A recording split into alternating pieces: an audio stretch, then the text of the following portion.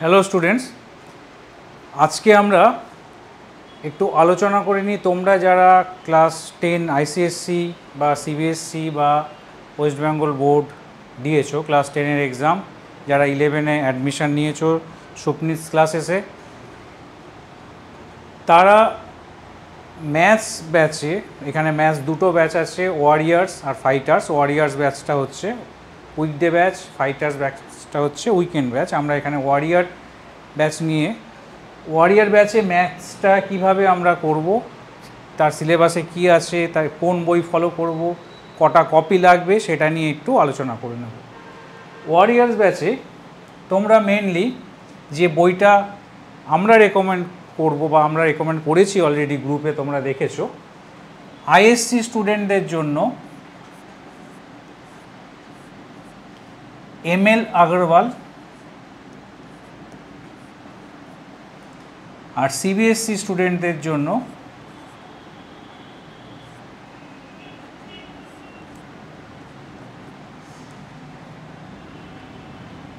NCERT. NCERT তো অবশ্যই তোমরা নেবে, কারণ সিবিএসসি সব স্কুলে এনসিইআরটিটা তো ফলো করবেই। তার সঙ্গে আরএস আগরওয়াল और आर.डी. शर्मा।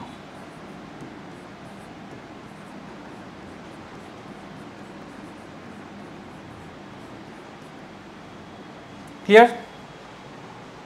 আর এছাড়া আমাদের এখান থেকে মডিউল দেওয়া হবে ম্যাথসের, সেই মডিউল অনুযায়ী আমরা বিভিন্ন কম্পিটিটিভ এক্সামের জন্য, যেমন চ্যাপ্টার ওয়াইজ যেই ধরনের সামসগুলো কম্পিটিটিভ এক্সামে আসে, সেই অঙ্কগুলো আমরা ক্লাসে প্র্যাকটিস করাবো। ক্লিয়ার? আচ্ছা, কটা কপি লাগবে? কটা কপি লাগবে মানে আমাদের প্রত্যেক দিনের ক্লাসটা দুটো সেকশানে ভাগ করা থাকবে। দুটো সেকশানে সাইমালটেনিয়াসলি আমরা দুটো চ্যাপ্টারে যাব। ফার্স্ট পার্টে একটা চ্যাপ্টার হবে, সেকেন্ড পার্টে আরেকটা চ্যাপ্টার হবে। কারণ বুঝতেই পারছো এখানে টাইম ডিউরেশনটা অনেকটা। এই টাইম ডিউরেশনের মধ্যে একটা চ্যাপ্টার নিয়ে যদি আমরা এতক্ষণ করে করি, তাহলে তোমরাও বোর হয়ে যাবে, আমাদেরও পড়াতে ভালো লাগবে না। হ্যাঁ, জিনিসটা একটু পেনফুল হবে। তা আমরা যদি এটাকে দুটো পার্টে ভাগ করে নিই, তাহলে তোমাদেরও ইন্টারেস্টটা থাকবে। আর ম্যাথস নিয়ে আমি আগেই বলে দিই, যার মানে অনেক স্টুডেন্টদেরই একটা ভয় আছে, ক্লাস 10-এও অনেকে ভয় বোর্ড এক্সাম দিয়েছো, ভয় পেয়ে দিয়েছো, কিন্তু বলছি ভয় পাওয়ার কোনো কারণ নেই। ম্যাথস সাবজেক্ট এমন, এটার জন্য দরকার শুধু প্র্যাকটিস। চ্যাপ্টারটা আমরা ক্লাসে যখন করাবো তখন মন দিয়ে ক্লাসটা করবে, ক্লাসটা বুঝবে, আর বাড়িতে গিয়ে যেই সময়টা তোমার ম্যাথস করার, সেই সময়ের মধ্যে তুমি চ্যাপ্টারের সামসগুলো যেমন আমরা রেফারেন্স দেব, সেই মতো সামসগুলো প্র্যাকটিস করবে। ব্যাস, তাহলে আর ম্যাথস নিয়ে কোনো চিন্তা করার কিছু থাকবে না। এই যে বছরের শেষে পরীক্ষার আগে একটা চাপ বলে মনে হয় যে না ম্যাথসে কী হবে, এটা হবে কি, ওটা পারবো কি, এটা পারবো, এটা হয় একমাত্র ইরেগুলারিটির জন্য। যারা ইরেগুলারলি প্র্যাকটিস করো তাদের ক্ষেত্রেই এটা হয়, কিন্তু যারা রেগুলার ক্লাস করবে, যারা রেগুলার প্র্যাকটিস করবে, তাদের কিন্তু এই সমস্যাটা আসবে না, এবং এখনও আসেনি। যারা বোর্ড এক্সাম অনেকেই দিয়েছো, যারা খুব ভালোভাবে এক্সাম দিয়েছো, এক্সাম দিয়ে হাসতে হাসতে বেরিয়ে এসছো, তাদের ক্ষেত্রে কিন্তু এই সমস্যাটা আসেনি। তার কারণ তারা রেগুলারলি ম্যাথসটাকে প্র্যাকটিস করে গেছে। ম্যাথস বলে না, যে কোনো সাবজেক্টই রেগুলার করলে পরে আর রেগুলার ক্লাস অ্যাটেন্ড করলে পরে কোনো সমস্যা হওয়ার কারণ নেই। আচ্ছা, যেহেতু দুটো পার্টে আমাদের ক্লাসটা হবে, সেই কারণে দুটো কপিস অবশ্যই তোমরা ক্যারি করবে। প্রত্যেক দিন প্রত্যেকটা ক্লাসে, ম্যাথস ক্লাসে দুটো কপি অবশ্যই নিয়ে আসবে। ওকে? আচ্ছা, নেক্সট আমরা চলে যাচ্ছি কি কি টপিক আছে ম্যাথসে। ক্লাস 11-এ আমরা কি কি টপিক, প্রথমেই দেখো এখানে আমি লিখে রেখেছি অ্যালজেব্রা। অ্যালজেব্রাতে কি কি আছে? অ্যালজেব্রাতে প্রথমে আছে সেটস, যেটা তোমরা স্কুল লেভেলে এর আগে করে এসছো, কিন্তু সেখানে একটা বেসিক কনসেপ্ট পেয়েছো। এবার বেসিক কনসেপ্টটা তো থাকবেই, তার সঙ্গে আরও কিছু এক্সট্রা আমরা এখানে করাবো, আমরা এখানে দেখব। সেটের সঙ্গে রিলেটেড হচ্ছে রিলেশনস,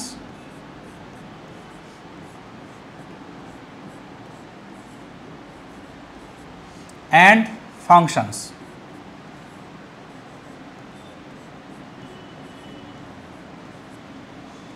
নেক্সট টপিক যেটা আসছে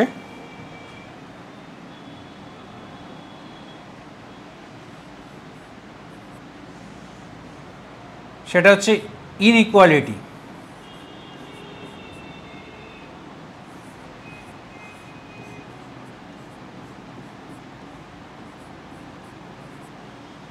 যাদের ইনইকুয়ালিটি ছিল, যারা আইসিএসসি বোর্ডের বাচ্চারা আছো, তো তোমরা অলরেডি ইনইকুয়ালিটি করে এসছো। ইনইকুয়ালিটি তোমরা লিনিয়ার ইকুয়েশনের করেছো, আমরা এখানে লিনিয়ার প্লাস কোয়াড্রেটিক ইকুয়েশনের ইনইকুয়ালিটিস দেখব। ওকে, নেক্সট হচ্ছে এপিজিপি। তোমরা অনেকেই এপিজিপি করে এসছো। আইসিএসসি বোর্ডের বাচ্চারা এপিজিপি দুটোই টপিক করেছো, সিবিএসসিরা শুধু এপি করেছো। তো জিপিটাও সিমিলারলি এপির মতোই আর কি, ওটা আরেকটা সিরিজ, অ্যাপ্রোচটা একই রকম হবে। Next binomial theorem.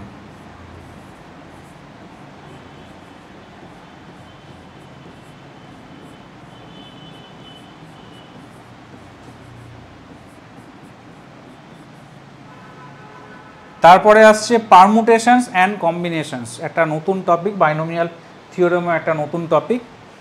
বাইনোমিয়াল থিওরেমের ছোট ছোট অ্যাপ্লিকেশান তোমরা করেছো, যেমন a plus B whole square, a plus B whole cube. এবারে আমরা দেখব a plus B whole to the power n হলে কি হবে। এতদিন আমরা হোল স্কোয়ার, হোল কিউব বা whole to the power 4 maximum করেছি। এবার দেখব whole to the power n যদি হয় তখন এক্সপ্যানশনটা কেমন হবে, সেটাই হচ্ছে বাইনোমিয়াল থিওরেম। এরপরে পারমুটেশনস অ্যান্ড কম্বিনেশনস, এটাকে আমি পি অ্যান্ড সি লিখছি, সরি।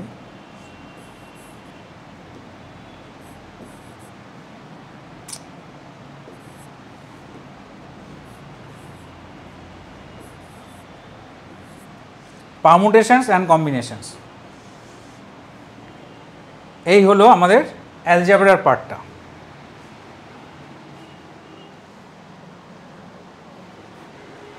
আচ্ছা, নেক্সট পারমুটেশন অ্যান্ড কম্বিনেশনের পর আসছে কমপ্লেক্স নাম্বারস।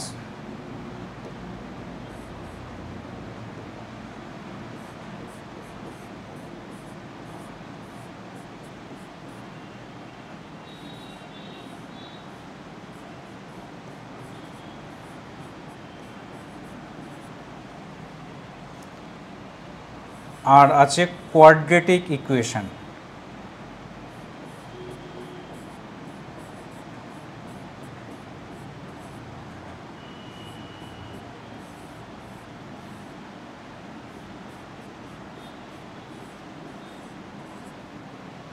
বোঝা গেল? কোয়াড্রেটিক ইকুয়েশনটা যদি ইনইকুয়ালিটির সঙ্গেই আমরা করব, ইনইকুয়েশনের সঙ্গেই লিনিয়ার ইনইকুয়ালিটিস, কোয়াড্রেটিক ইনইকুয়ালিটিস যখন করব তখনই কোয়াড্রেটিক ইকুয়েশনটা সাইমালটেনিয়াসলি করা হবে, আর তার সঙ্গে কমপ্লেক্স নাম্বারটাও করা হবে। তারপর AP GP, binomial theorem, permutation and combination, এই হলো অ্যালজেব্রার মডিউলটা। এখানে বলে দিই, প্রত্যেকটা টপিক কিন্তু প্রত্যেকটা টপিকের সঙ্গে রিলেটেড। এরকম যদি কেউ ভাবো যে একটা টপিককে স্কিপ করে আরেকটা টপিকে আমরা যাব, তাহলে কিন্তু সেটা হবে না। যেমন সেটস না জানলে রিলেশন ফাংশনসে অসুবিধা হবে।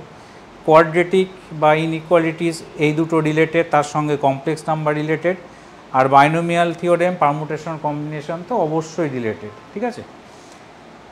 এরপরে যেটা সবথেকে ইম্পর্টেন্ট মডিউল এবং বাচ্চারা একটু ভয়ই পায়, অনেক বাচ্চাই ভয় পায়, সেটা হচ্ছে ট্রিগোনোমেট্রি। কিন্তু আমি আগেও বলেছি ভয় পাওয়ার কিছু নেই এখানে।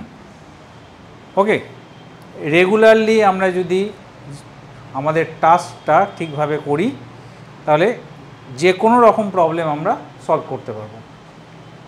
এই ট্রিগোনোমেট্রিও কিন্তু এই যে রিলেশন ফাংশনের সঙ্গে রিলেটেড, কারণ ফাংশনসে এমন কিছু সামস থাকবে যেটা ট্রিগোনোমেট্রি না করলে আমরা আবার করতে পারবো না। এবার ট্রিগোনোমেট্রির মধ্যে কয়েকটা পার্ট আছে, কি কি চ্যাপ্টার্স আছে সেটা আমরা দেখে নিই। প্রথমে হচ্ছে তোমার আর্ক লেন্থ।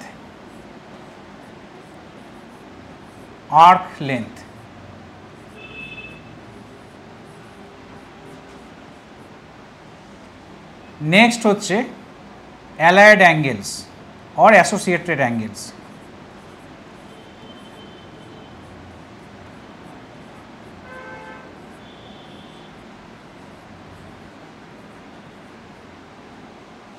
অ্যাসোসিয়েটেড অ্যাঙ্গেলসটা আমরা কিছুটা ক্লাস 10-এ করে এসেছি, কিছুটা আইডিয়া আছে, সেটা 90 ডিগ্রি পর্যন্ত আমরা করেছি। এবার 90 ডিগ্রি, মোর দ্যান 90 ডিগ্রি অ্যাঙ্গেলসে যে সামসগুলো আমরা সলভ করব সেটা অ্যাসোসিয়েটেড অ্যাঙ্গেলসের মধ্যে আছে। অ্যাসোসিয়েটেড অ্যাঙ্গেলসের পরই আসছে compound angles.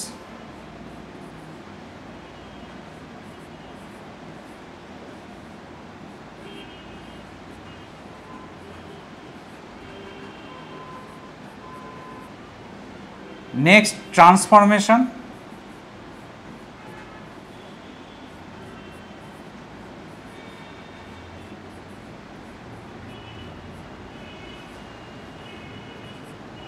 Transformations of angles, তারপরে মাল্টিপল,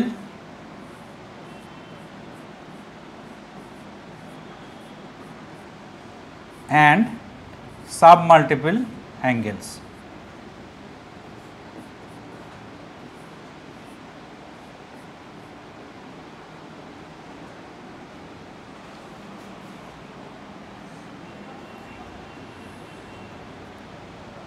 এটা নিচে লিখে দিই, multiple and sub multiple angles.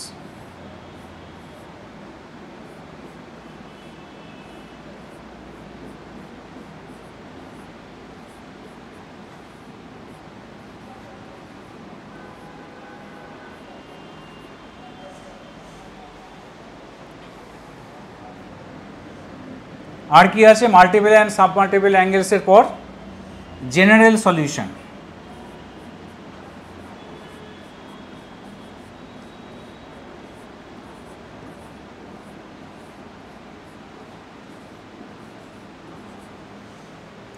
এই হচ্ছে আমাদের ট্রিগোনোমেট্রির মডিউল। এখানে প্রত্যেকটা জিনিস, এখানেও যেহেতু একটা অর্ডারে আছে, প্রত্যেকটা টপিক কিন্তু প্রত্যেকটার সঙ্গে রিলেটেড। অ্যাসোসিয়েটেড অ্যাঙ্গেলস আমরা যদি না করি তাহলে কম্পাউন্ড অ্যাঙ্গেলসে বেশ কিছু সামস থাকবে যেখানে আমরা সামসগুলোরকে অ্যাপ্রোচই করতে পারবো না, সামসগুলোর মধ্যে হাতই লাগাতে পারবো না। সিমিলারলি কম্পাউন্ড অ্যাঙ্গেলস না জানলে ট্রান্সফরমেশন অফ অ্যাঙ্গেলস হবে না, এবং ফর্মুলাগুলো রিলেটেড, একটা থেকে আরেকটা ডিরাইভ হয়।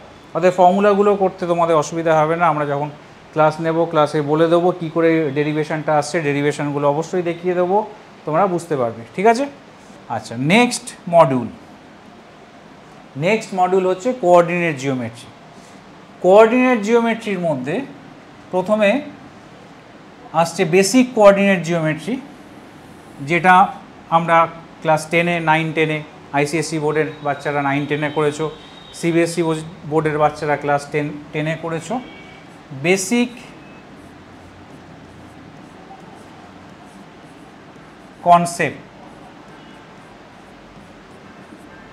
কনসেপ্টসের মধ্যে ডিস্টেন্স ফর্মুলা, সেকশন ফর্মুলা, এগুলো পড়ছে। নেক্সট হচ্ছে equation of straight lines.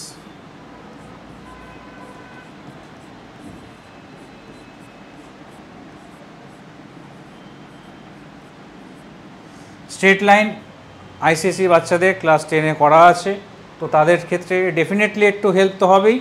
R CBSE বাচ্চাদেরও ঘাবড়ানোর কিছু নেই, আমরা বেসিক থেকেই করাবো। Next circles.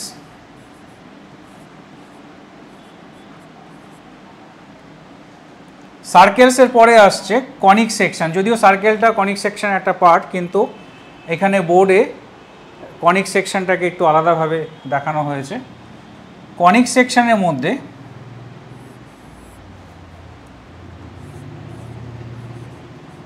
Conic section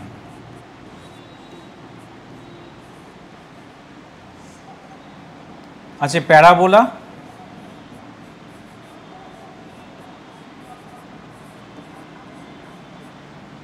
ellipse,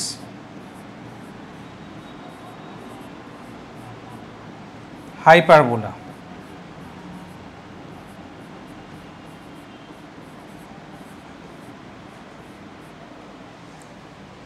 এটাকে আলাদাভাবে আইএসসি বোর্ডে এই পার্টটা সেকশন বিতে রাখা হয়েছে, কিন্তু সিবিএসসি বোর্ডের বাচ্চাদের, সিবিএসসি বোর্ডের কোনো সেকশন ভাগ নেই বলে সিবিএসসি বোর্ডের নর্মাল পার্টেই এটা আছে, ঠিক আছে। আইএসসি বোর্ডের কিন্তু এটা সেকশন বিতে রাখা হয়েছে, কারণ আইএসসি বোর্ডের দুটো সেকশন এ, সেকশন বি, সেকশন সি, তিনটে সেকশন হয়।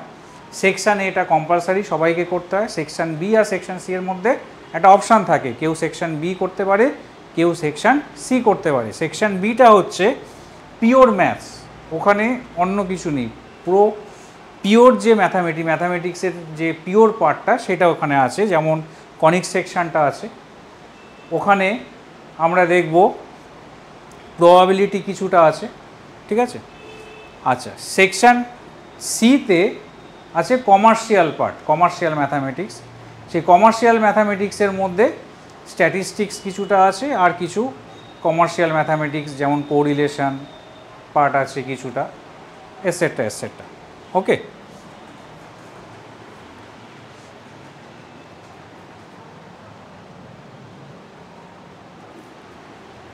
আচ্ছা নেক্সট, এটা তো গেল কোঅর্ডিনেট জিওমেট্রির পার্ট। নেক্সট মডিউলে কি আছে দেখে নিই, ক্যালকুলাস। ক্যালকুলাসটা আইএসসির জন্য বলছি, সিবিএসসির জন্য সব কটাই সেকশন কম্পালসারি, আলাদা কোনো সেকশন হয় না, সেই কারণে সব কটা চ্যাপ্টারই কম্পালসারি। আইএসসির জন্য ক্যালকুলাসটা মেন সেকশন, মানে সেকশন এতেই থাকে।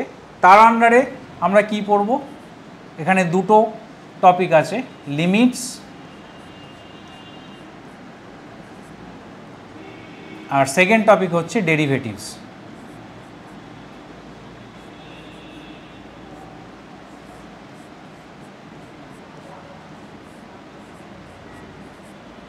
লিমিটস অ্যান্ড ডেরিভেটিভস, এই দুটো টপিক আমরা ক্যালকুলাসের মধ্যে পড়ব।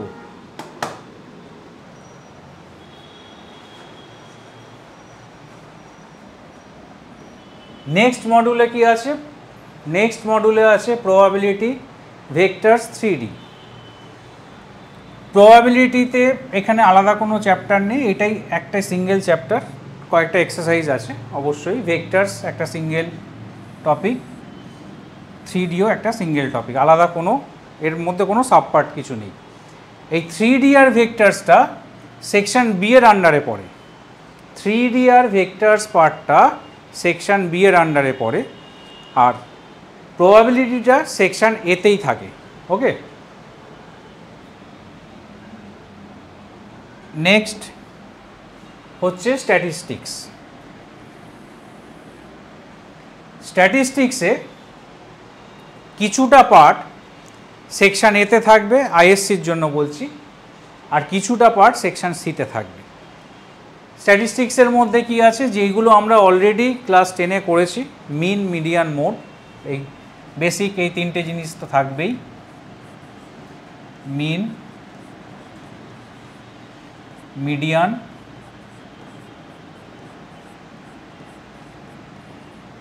অ্যান্ড মোড,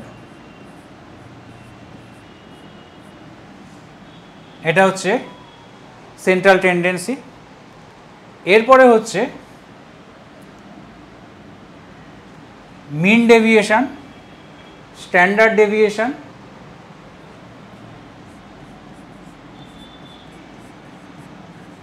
মিন ডেভিয়েশন,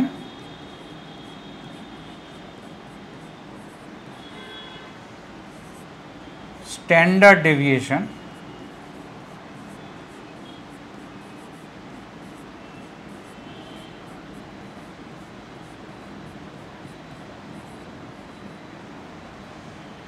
এইগুলো। আর স্ট্যান্ডার্ড ডেভিয়েশন আছে যখন, এর সঙ্গে তো ভ্যারিয়েন্স থাকবেই রিলেটেড। তো এইগুলো হচ্ছে স্ট্যাটিস্টিক্সে মিন ডেভিয়েশন, স্ট্যান্ডার্ড ডেভিয়েশন, মিন, মিডিয়ান, মোড। এই প্রত্যেকটা পার্টেরই কিছু কিছু জিনিস আমরা সেকশন এতেও পড়বো, আবার কিছু কিছু জিনিস সেকশন সিতেও পড়বো, ঠিক আছে। অতএব সেকশন এ আর সেকশন সি এর স্ট্যাটিস্টিক্সের মধ্যে ডিফারেন্স কিছু নেই, বেসিক অ্যাপ্রোচটা সেম। হয়তো সেকশন সি এ কিছু অ্যাডিশনাল ক্যালকুলেটিভ পার্ট কিছুটা বেশি আছে, সেকশন এতে হয়তো সেই পার্টটা নেই, ঠিক আছে, কিন্তু বেসিক অ্যাপ্রোচটা সেমই থাকবে। ওকে, নেক্সট হচ্ছে কমার্শিয়াল পার্ট। সেকশন সি এর যে কমার্শিয়াল পার্টটা থাকে সেটা। কমার্শিয়াল ম্যাথামেটিক্সের মধ্যে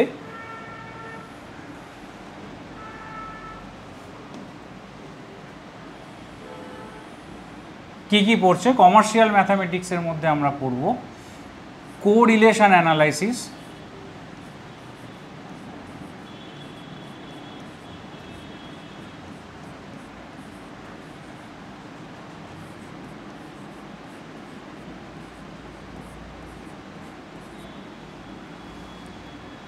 ইন্ডেক্স নাম্বার,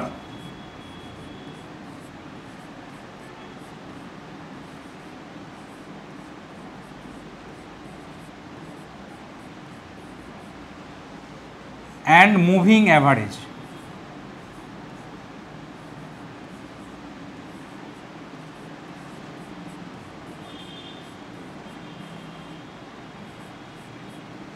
যদিও correlation analysis, index number and moving average এইগুলো স্ট্যাটিস্টিক্সেরই পার্ট, স্ট্যাটিস্টিক্সের ওই কন্টেন্টের মধ্যে এগুলো থাকে, কিন্তু যেহেতু এদের অ্যাপ্লিকেশনটা কমার্শিয়াল পারপাসে ইউজ হয় তাই আমরা এটাকে কমার্শিয়াল ম্যাথামেটিক্স বলি।